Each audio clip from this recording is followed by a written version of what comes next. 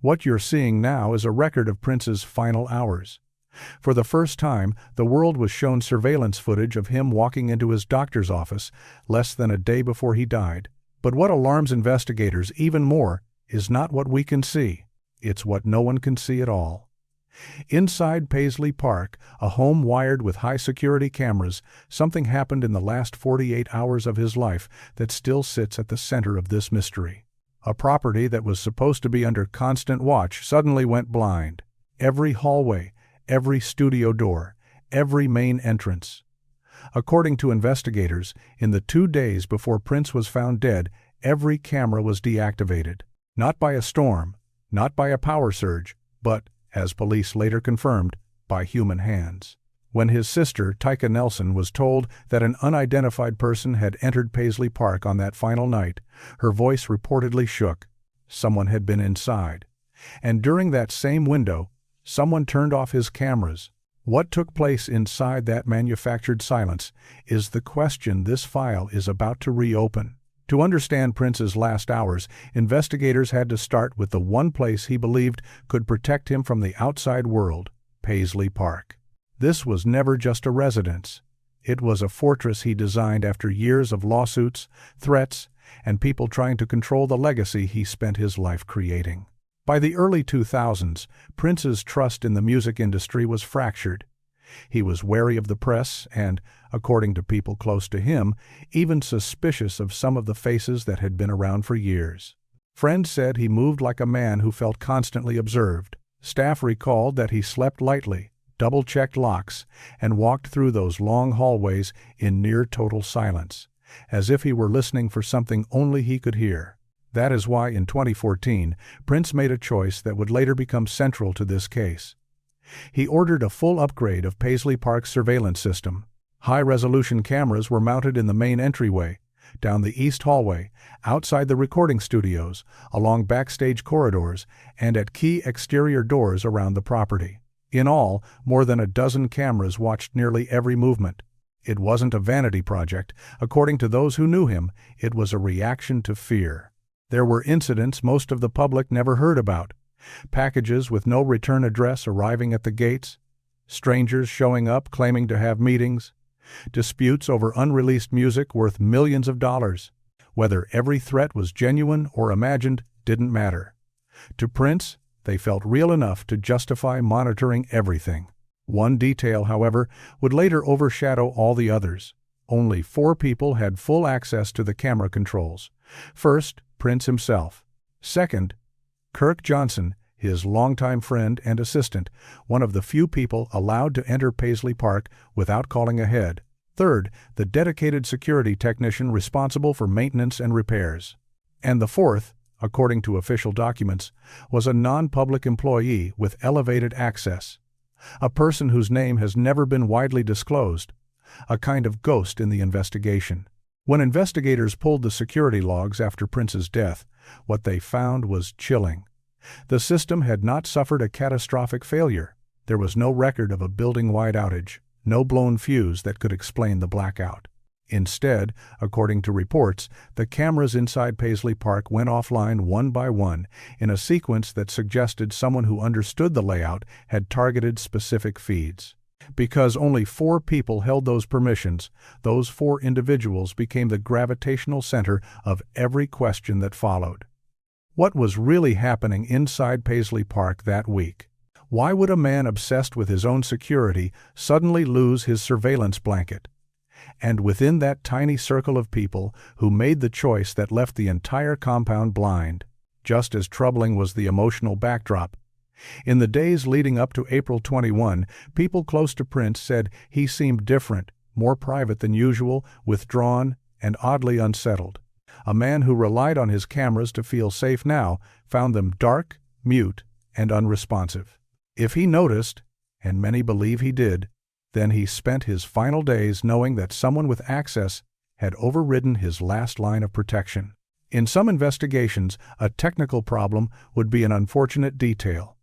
In this one, with this man and this timing, it became the central mystery, a home wired with cameras.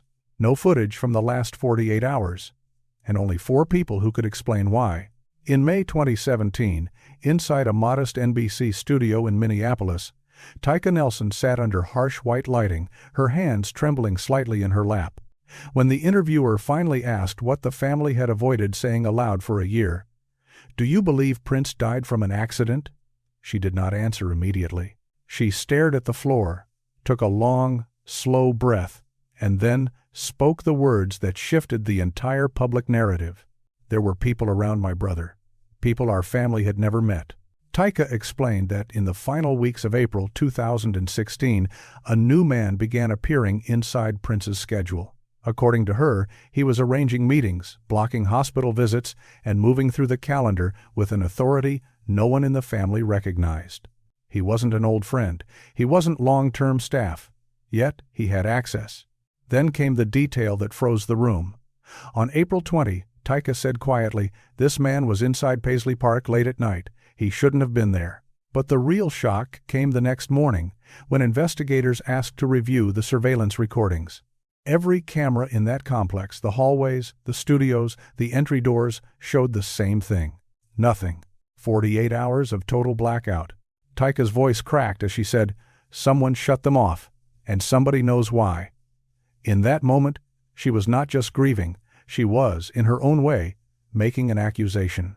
To understand when the cameras began to die, investigators had to unwind the final week of Prince's life, a week that unfolded with the slow, eerie precision of a clock running out. It began on the 14th of April 2016. At 1:10 a.m., Prince's private jet made an emergency landing after he collapsed mid-flight. Paramedics later said he had been minutes from death. Kirk Johnson, who was traveling with him, contacted Dr. Michael Schulenberg, a physician, and asked him to be available when they returned to Minneapolis. When Prince finally walked back into Paisley Park around 8:45 that morning, something strange happened. One hallway camera, a feed that almost never glitched, blinked to black for 2 full seconds and then came back. At the time, no one reading the logs thought much of it. But later, investigators would flag that flicker as the first sign that the surveillance system was starting to fail. Staff who saw Prince that morning remembered something else. He did not look relieved to be alive. He looked shaken, glancing over his shoulder as though something or someone had followed him home. 2 days later, on April 16, another unusual development appeared in his world. A new name showed up on Prince's internal schedule, a man the family did not know. According to staff, he began coordinating appointments, speaking on Prince's behalf, and making decisions that usually required direct approval. This same man reportedly blocked a suggested hospital visit, telling staff it wasn't necessary. Prince did not argue with him. He simply watched, quietly, offering no clear acknowledgement. The tension in the air, unspoken and heavy, settled over Paisley Park like a shadow. Then came April 18, the day the first camera went fully dark. Around 3:12 p.m., a staff member passing by the security control room noticed that the monitor showing the studio hallway had gone black, not frozen, not distorted, dead.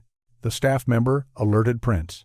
Prince walked into the control room, stared at the blank feed, and said softly, "Someone's been in here." He did not raise his voice. He did not point a finger at anyone. According to the account, it sounded as though he already had a suspicion he kept to himself. When the technician offered to come and repair the system, Prince declined. "Not yet," he reportedly said. Whether from fear, exhaustion, or something else entirely, he postponed the fix, a decision that would haunt every timeline built after his death. The next evening, April 19, at around 9:30 p.m., the most critical camera in Paisley Park, the one guarding the main studio corridor, lost its signal. This was the feed that captured Prince most nights as he moved between Studio A, the rehearsal rooms, and the vault containing decades of unreleased masters. The security technician checked the system remotely and told Kirk that an in-person inspection was needed, possibly even a tampering check. But before the technician could come out to the property, someone from the team called to cancel, saying Prince no longer wanted the work done. Later, the technician told investigators he found that unusual, adding that Prince had never personally confirmed that decision. By this point, multiple cameras were no longer recording, but only in the areas Prince used most. Then came the 20th of April 2016, the night everything changed. At 11:40 p.m., the card reader on the east side service door registered an entry from a temporary access card created 3 days earlier. The name assigned to that card did not match any long-term employee. No staff member admitted to creating it. The family had never heard of the person, and there was no indication that Prince had personally authorized any temporary access during that week. What made it worse was that the cameras covering that side of the building had already gone offline earlier in the week. Each one had dropped at different times, as if someone were probing the system and removing coverage piece by piece. According to the access logs, the unidentified man walked through the blind corridor, moved further into the building, and remained inside for about 28 minutes. His exit was only detected because an exterior camera, one of the last feeds still functioning, captured the service door opening again. No face, no silhouette, no movement inside, just a door opening and closing, and a timestamp. Every interior camera that could have seen him was already dark. This was the detail that reportedly shattered Tyka Nelson when investigators explained what had happened. And this was the exact moment she later referred to in her interview when she said, "Someone was in the house that night and my brother's cameras were off." By the morning of April 21, the day Prince was found unresponsive, the surveillance web inside Paisley Park had collapsed. When first responders requested footage, security staff led them into the control room. One by one, every screen displayed the same image. Black. Not static, not error messages, just absence. For investigators, the pattern was hard to ignore. The dead cameras lined up along the hallway to Prince's private quarters, the entrances to the studio, the service door, and the route taken by the unidentified visitor just hours earlier. According to reports, this did not look like a random chain of technical failures. It looked like a series of manual shutdowns carried out in sequence in the very places that mattered most. At approximately 9:43 a.m., Kirk Johnson and others found Prince on the floor near the elevator. When police arrived and started piecing together the last 2 days of his life, they realized that the most crucial window in any investigation, the final 48 hours, simply didn't exist on video. The cameras that should have told the story of Prince's final movements had gone dark at the exact moment the world would later need them most. That realization, the silence, the blank screens, the missing hours, is what made Tyka's voice break when she said, "Someone turned him off, and somebody knows why." To her, this was not a minor technical blip. It was a signal that her brother's final days were not just the isolated medical event the public had been told about. They felt like part of a sequence, a 7-day unraveling, each event tightening the circle around him as the cameras, one by one, disappeared into darkness. When investigators began charting the final week of Prince's life, one name surfaced again and again with an almost uncomfortable regularity: Kirk Johnson, the man closest to him in those last years. Kirk was not just an assistant, not just a friend. Inside Paisley Park, he essentially ran the daily operation around Prince, managing his movements, unlocking doors, screening visitors, scheduling rehearsals, and phoning doctors. He had the keys. He had the codes. And he had the quiet authority to step into the surveillance control room without waiting for permission. In a house where nearly every step was monitored, that kind of access made him uniquely powerful. But there was more. Something that disturbed investigators and fans alike. The pattern of camera failures in the days leading up to April 21 seemed to trace the very corridors Kirk used most. Staff recalled hearing him ask a technician to shut down a few cameras for maintenance, roughly a week before Prince died, an unusual request in a place where cameras were almost never turned off. The technician later stated the system could have been serviced without disabling any feeds. And when investigators replayed the timeline, they noticed that the cameras Kirk said needed less coverage were the same ones that later went dark: the east hallway, the studio corridor, the service door route. Within the fan community, speculation grew. Some people believed Kirk was trying to protect Prince during a vulnerable period, shielding him from being recorded at his weakest. Others believed he might have been covering for another person. A smaller, more vocal group online floated a harsher idea that Kirk could have been manipulated or pressured by outside forces connected to Prince's catalog and the immense value locked in his vault. No official evidence has confirmed any of these theories. But the fact remains, Kirk was reportedly the last person to see Prince alive and the one who made key calls during the emergency landing. That alone keeps his name at the center of every unofficial timeline built by fans. The picture darkens further when you add Dr. Michael Schulenberg, a physician whose role in the story is tangled in contradictions. He examined Prince after the April 14 emergency landing and later admitted to prescribing opioids under Kirk's name instead of Prince's. He called it an attempt to protect Prince's privacy. Federal authorities called it improper medical practice and fined him. What unsettled investigators was not only what he prescribed, but when and how often he appeared. Between April 14 and April 20, Schulenberg visited Paisley Park multiple times. Yet, according to reports, not every one of those visits appeared clearly in the security logs. Even more troubling, the cameras that should have captured the corridor leading to the makeshift medical room had already gone black by April 19. One detective reportedly wrote, "There should have been footage of the doctor entering and exiting. There wasn't." Fans, as they always do, formed their own interpretations. Some believe he was simply a doctor, trying and failing to manage a worsening medical situation without turning it into a media circus. Others think he minimized his connection to the timeline to distance himself from the public narrative. On fringe forums, especially among those who follow Prince's long battles over music ownership, a sharper question began to echo. Was the doctor truly as uninformed as he appeared, or was he stepping carefully around what he knew? Taika herself hinted that someone was not being completely honest, and many listeners assumed she was referring to Schulenberg. His calm, restrained demeanor in interviews only fed speculation that he may have been aware of more than he chose to share. Yet, even with all of that, the most haunting figure in this story is not Kirk and not the doctor. It is the unnamed scheduling manager, the man Taika refers to as the Stranger.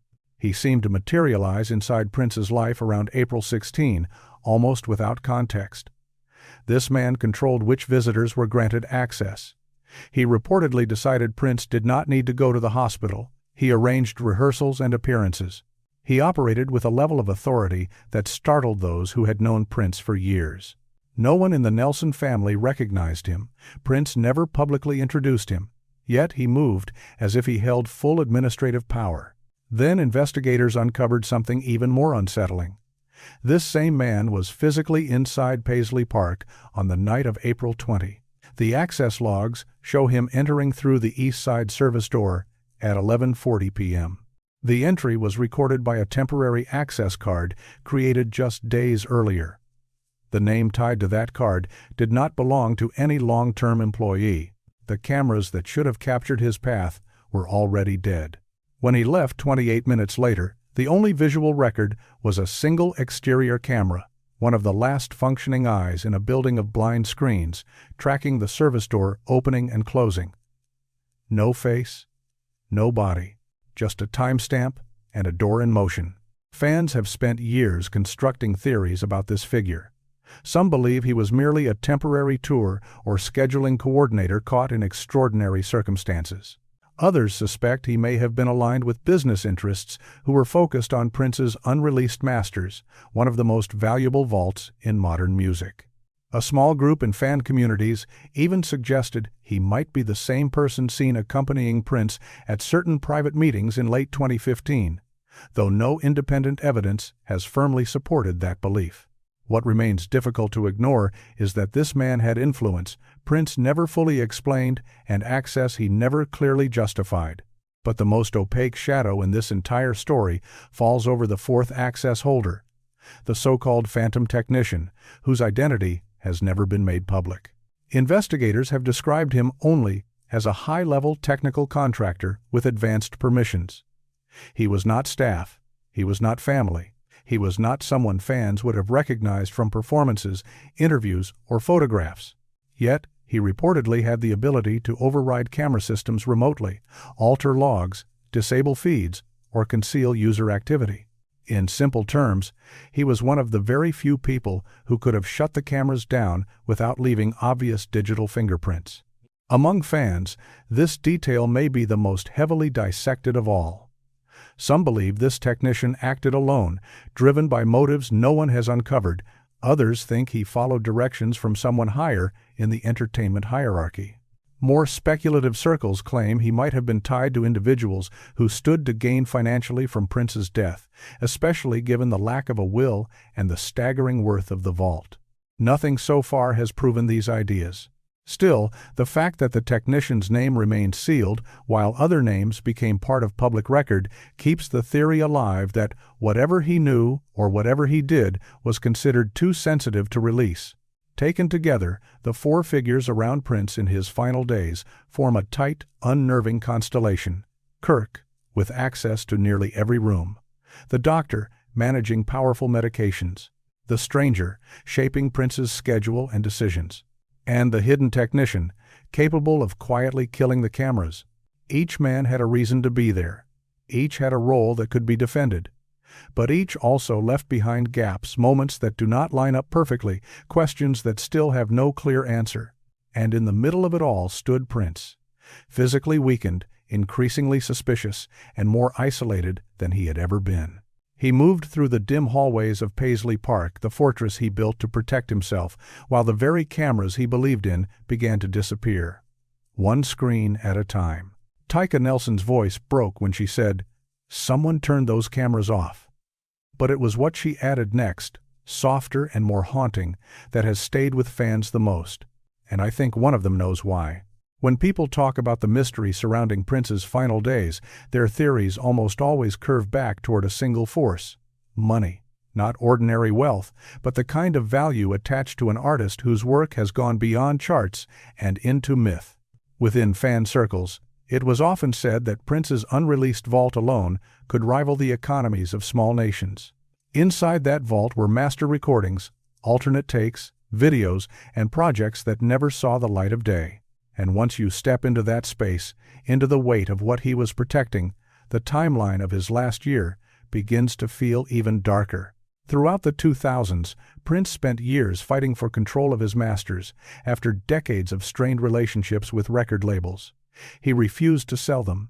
He refused to sign away ownership. He refused to let anyone casually handle the recordings he considered pieces of his soul. By early 2016, it was believed among people close to him that he was preparing a new legal strategy, one that could tilt the balance of power over his catalog in a way that unsettled old agreements.